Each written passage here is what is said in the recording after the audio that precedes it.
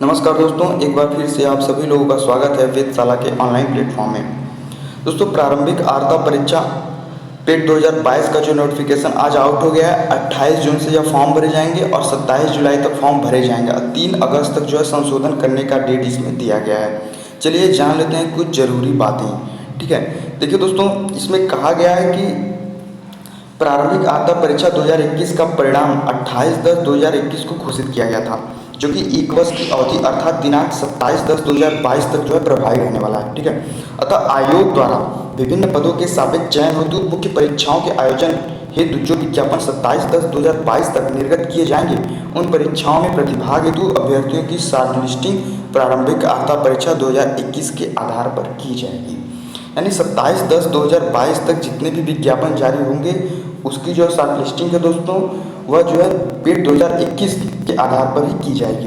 आगे देख लेते हैं, प्रारंभिक आर्ता परीक्षा 2021 के परिणाम की वैधता अवधि समाप्त होने के उपरांत मुख्य परीक्षा के आयोजन हेतु निर्गत किए गए विज्ञापनों के सापेक्ष मुख्य परीक्षा हेतु अभ्यर्थियों की शॉर्टलिस्टिंग जो है 2022 के स्कोर के आधार पर की जाएगी। यानी कि अगर परीक्षा 27/10/2022 के बाद होती है तो उसकी शॉर्टलिस्टिंग जो है दोस्तों पेट 2022 के आधार पर की जाएगी। आगे पढ़ लेते हैं, आगे इसमें क्या कहा गया है। आर्ता परीक्षा 2022 में प्रतिभाग नहीं किया है तो उसके द्वारा 27/10/2022 के उपरांत आयोग द्वारा प्रकाशित किए जाने वाले मुख्य परीक्षा के विज्ञापनों के सापेक्ष आवेदन नहीं किया जा सकेगा। यानी कि अगर आपने पेट 2022 नहीं दिया है, 27/10/2022 के बाद पेट का जो आयोजन किया जाएगा, उसके बाद उसमें अगर आपने प्रतिभाग नहीं किया है तो आने वाली समस्त भर्तियों में आपको बैठने का मौका नहीं दिया जाएगा। आगे देख लेते हैं दोस्तों, यह भी स्पष्ट किया जाता है कि प्रारंभिक आर्ता परीक्षा के परिणाम स्कोर के आधार पर किसी भी पद के सापेक्ष चयन हेतु कोई दावा स्वीकार नहीं होगा। यानी आप यह नहीं कर सकते कि पेट के आधार पर आपको जॉब दी जाएगी। उसके लिए दोस्तों आपको मुख्य परीक्षा देना जरूरी है।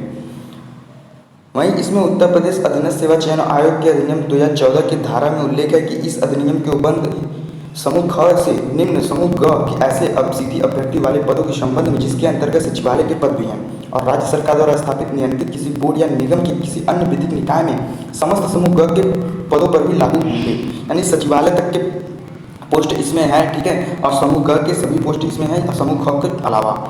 आगे देख लेते हैं दोस्तों, इसमें कुछ और जरूरी बातें की दी गई हैं। इसमें 9,300 से 34,800 तक इसमें सैलरी की बात की गई है अगर आपका चयन होता है किसी भी एग्जाम के द्वारा। तो ऑनलाइन आवेदन करने वाले अभ्यर्थियों के लिए कुछ सूचना दिया गया है। देखिए दोस्तों, इस विज्ञापन के अंतर्गत आवेदन करने हेतु ऑनलाइन आवेदन पद्धति अन्य किसी माध्यम से प्रेषित आवेदन स्वीकार नहीं किया जाएगा। यानी आपको ऑनलाइन ही फॉर्म सबमिट करना है। ठीक है, आवेदन करने की प्रक्रिया क्या है दोस्तों, देखिए पहले कैंडिडेट रजिस्ट्रेशन होगा, फिर फोटो और हस्ताक्षर अपलोड करना होगा, फॉर्म को सबमिट करना होगा, पूरा विवरण देना होगा, फिर उसके बाद आपको फीस जमा करना होगा। ठीक है, उसके बाद आपका प्रिंट आउट निकल जाएगा।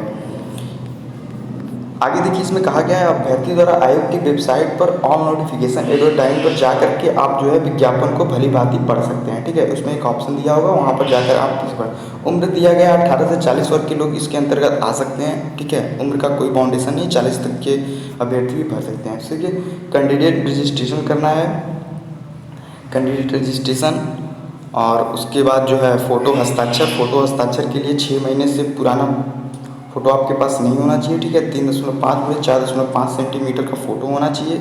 ठीक है, वहीं अपने हस्ताक्षर की बात कर लें दोस्तों, तो हस्ताक्षर जो है 3.5 से 1.5 सेंटीमीटर चौड़ा लंबा होना चाहिए।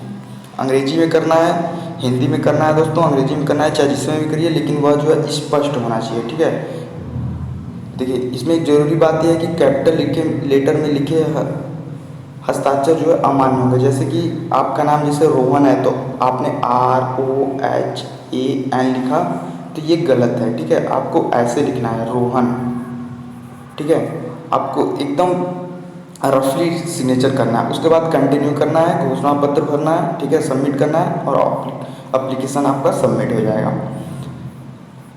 आवेदन शुल्क की बात कर लेते हैं दोस्तों। देखिए आवेदन शुल्क निर्धारित कर लेते हैं।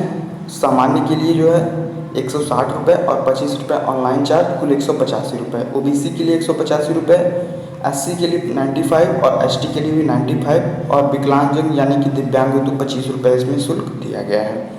ठीक है, प्रिंट का फॉर्म का प्रिंट आउट लेना है आपको, फॉर्म का प्रिंट आउट रख लेना है, अपना एप्लीकेशन सेगमेंट, अपना स्टेटस आपको नोट कर लेना है, ठीक है। आवेदन पत्र में संशोधन लिख के दिया गया है। आवेदन पत्र में संशोधन जो है दोस्तों, आवेदन सबमिट करने के बाद ही आवेदन पत्र में संशोधन किया जा सकता है, ठीक है। होम पेज पर उपलब्ध मॉडिफाई सबमिट एप्लीकेशन पर क्लिक करके आप जो है लॉगिन करेंगे और उसके बाद एक OTP आएगा। OTP के बाद जो है आपका फॉर्म खुलेगा, उसके बाद जो है आप संशोधन कर दें। अगर OTP नहीं आता है तो आप फॉर्म संशोधन नहीं कर पाएंगे।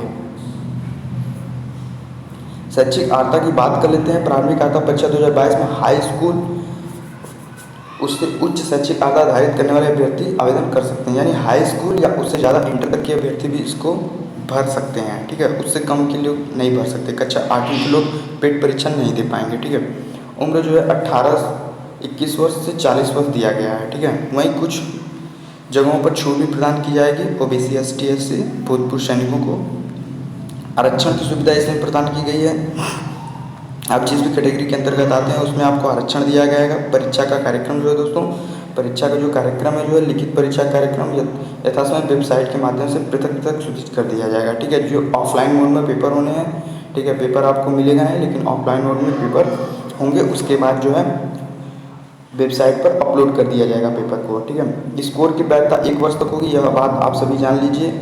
स्कोर की वैधता 1 वर्ष तक होने वाली है। अभ्यर्थियों के लिए कुछ अनुदेश दिए गए हैं, ठीक है। तो आप नोटिफिकेशन डाउनलोड करके नोटिफिकेशन पढ़ लीजिएगा। जो जरूरी बातें थी वो हमने आपको बता दिया, तो वीडियो को लाइक करके शेयर जरूर कर दीजिएगा, ठीक है। और वीडियो पर अगर नए हैं चैनल पर तो सब्सक्राइब कर दीजिए।